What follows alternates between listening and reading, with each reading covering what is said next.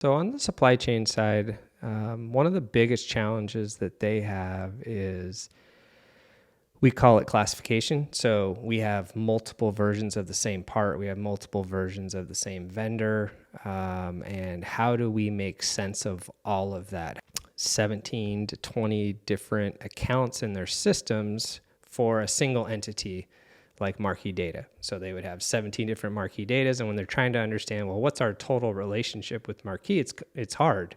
The biggest challenge they have is sorting through and organizing their data that represents their actual business relationship. So we call it classifying, deduping, and you really can't do much analysis until you've done that piece. Provide attribution to them so you can understand, like, oh, this supplier provides business services. This supplier provides raw material. This supplier provides logistical services. So providing attribution that describes the suppliers so that you can put together business rules aligned to those.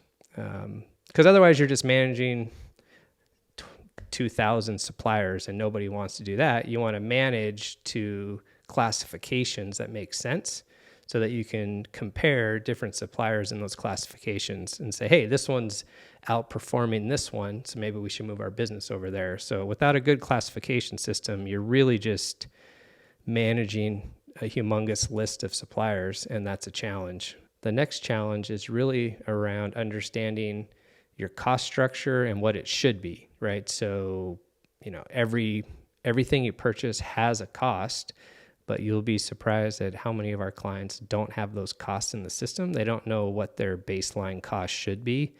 So they purchase at whatever the supplier offers them that part up at. So really getting a handle around baselining costs so that you can truly understand how to manage the procurement process. So that's the purchasing side. Those are the two big kind of must-haves before you do anything else.